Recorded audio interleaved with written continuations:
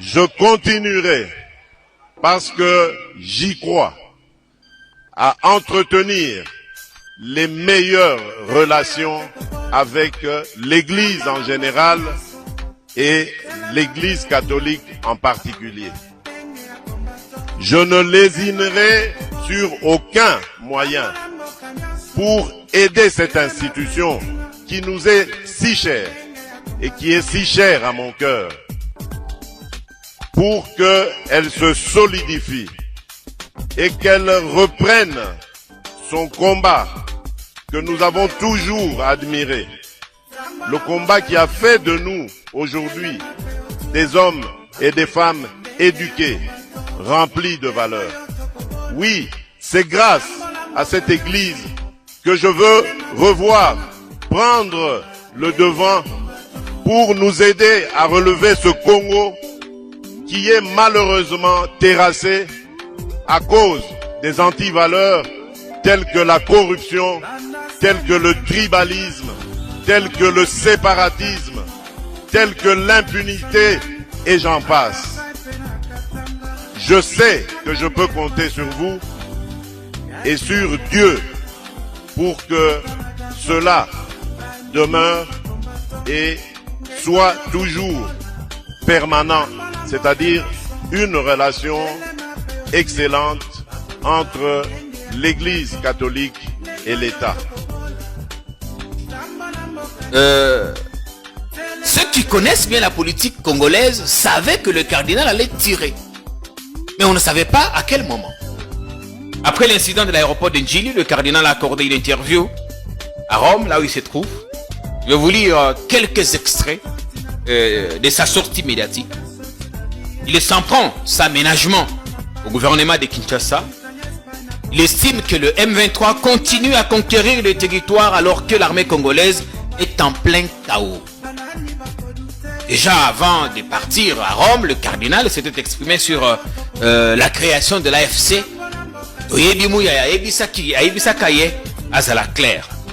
Le cardinal dit, ce que nous craignons le plus, c'est le risque d'une insécurité généralisée, surtout à Goma et en général dans l'Est, partout dans l'Est du pays. À ce qui a naté. À Lobi, au lieu de renforcer l'armée régulière avec des soldats sélectionnés et bien entraînés, le gouvernement a pris la décision que nous jugeons dangereuse d'armer ces groupes, les groupes qui sont les Wazalendo et les autres, qui finissent par devenir un danger pour la population en portant atteinte aux citoyens, en commettant des pillages, des vols et des meurtres et en se livrant au commerce illégal des minerais extraits dans les mines artisanales de la région. Là, ce cardinal a bêté à tout ici bordure.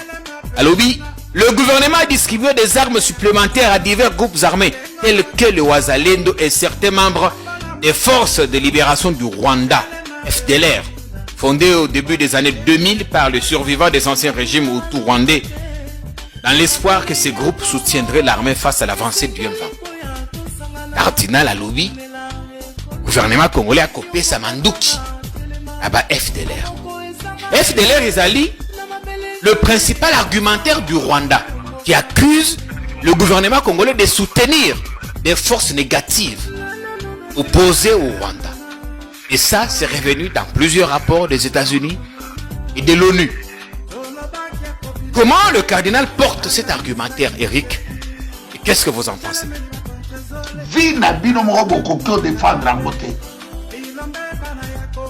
Dollar est comme à 29. Dollar lipa batikaka lipa la motoana ya Rwandais na boy et comme 1000 aussi botombuki lipa et comme ça na 1000 francs depuis comme na 1000 francs bokiti na balabala bon continue ka kosomba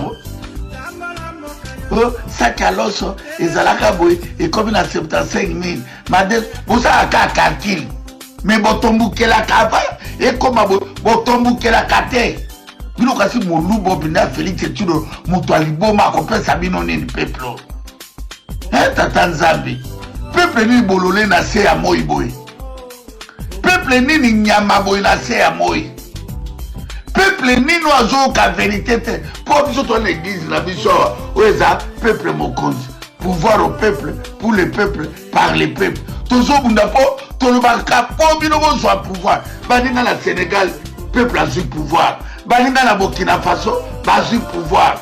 Bapesi, bato bazana katia, bapeti Ibrahim, on a peuple a pesé ma case. Baninga na Niger, a su pouvoir. Na Mali, a su pouvoir. Na Guinée Conakry, a su pouvoir. Bino, ba Congolais. Bino ba Congolais. Ezala ba papa, ezala ba mama. Bosala ke foro la mugi na tongo. Ok, kutala kitala. Tapona mboka pote mboka ba tala. Talaka kitala. Omona ndenge elongi komi paka. Ezo évoluer. Otali pe matoya kotoyo. Otali matoya kotoyo. Otali o kangai. Ozongisi pe photo no akala. Soki boyaka nango. Soki ezala kobe photo butango kutoyaki ba poto. Botala rappe yango. Objectif toyaka nango ici là. Y'a un monde étranger.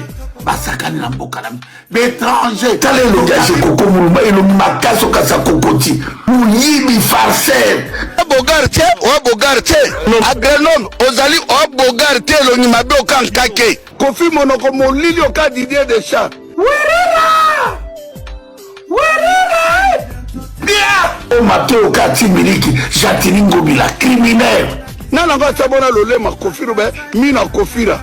Lolema ebota pelusa noire, monoke bimisaka milinga. Okanisa camion mani, we bundaka guerre 40-45. Pinet tobuki na nzela Chikapa. Ngaisu muta betinga na tongo. Na kutumba ndaku no obeta linga na neve na tumbi ndaku na te longoka na liboso amani biso ba golia tala bato buzoba mesina ndote finana okasa cornebe fexeter inyosilolo mutoka di koki oki babengi anniversaire tala bino na bokoto nama basali mariage bokoto nama po bomela jupilaire bomela lettre blinde na blonde bolangwa Kofi, tout finayo nyama. Tala nazomona tolo noka carton. Diaspora ba ekobo. Diaspora ba kobiste. Mwana mobala tikala kolata sengrete. Tala libubu no tala elongi serarion. Imbécile yo Kofi. Tout finayo nyama. Badinga baza ko s'organiser la vie. Mais bino bozaka na bambrouillema Kagame na bakale sauté yala takamne ntumbo Kagame sa cheveux partout matata pon aux imbéciles yo matata pon yozo sakana na mboka na yo Rwanda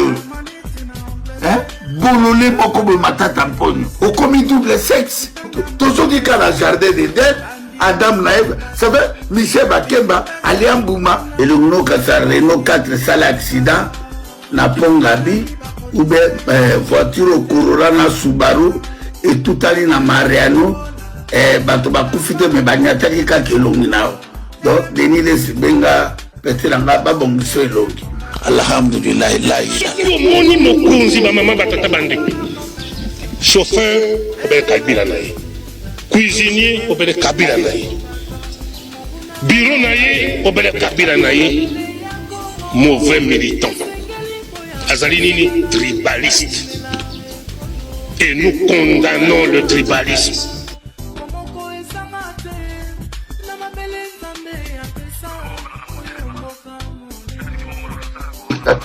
Mama Marti Kolako l'homme Kolokutu ya Mama Vero Choko Ipai Assassin Beb Assassin Kandiski Assassinat ba trombone de Kofudo Moduskudu Mama Marti Kola Kolako Félix Tchilolo moi sinon bengana ka on anda côté ma bengana ka on anda ko Nicolas sanité mobile momba okene pas Chantal Kazadi na veste o botali Chantal Kazadi otikala na ba nyongo tango somela ba jiva tibino na ba Christian Tshisekedi bobo sani veste ba ida bino na ba Chantal Kazadi komela ba sanga tongo midi pokwa bobo sani otikala ba nyongo ba dekolanga baluba ba kimi bujimai ba telengani partout nous coupé ça diamant à miba et l'équipe même diamant à Botswana mais tala Botswana na diamant na bango batongi mboka na bango tala bujima imolili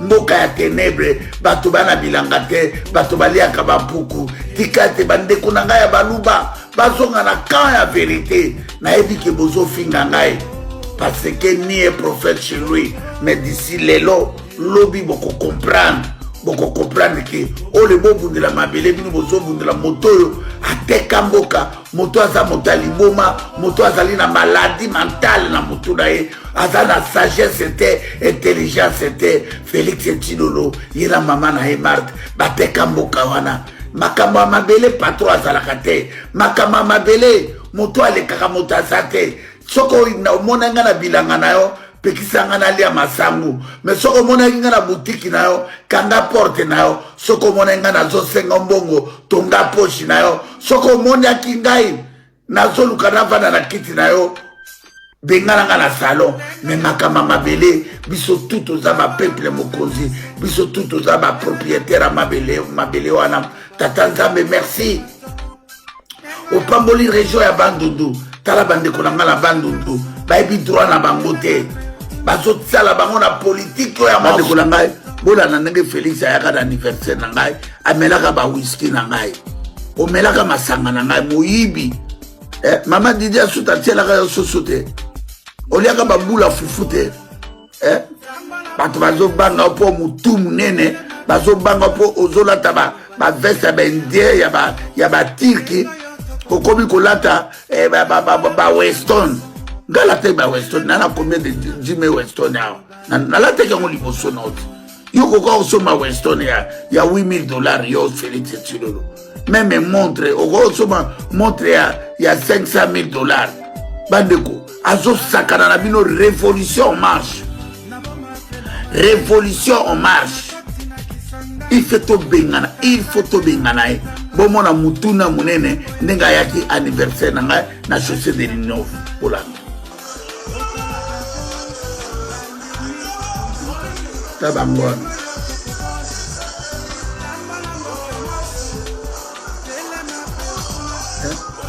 ayi masaranga te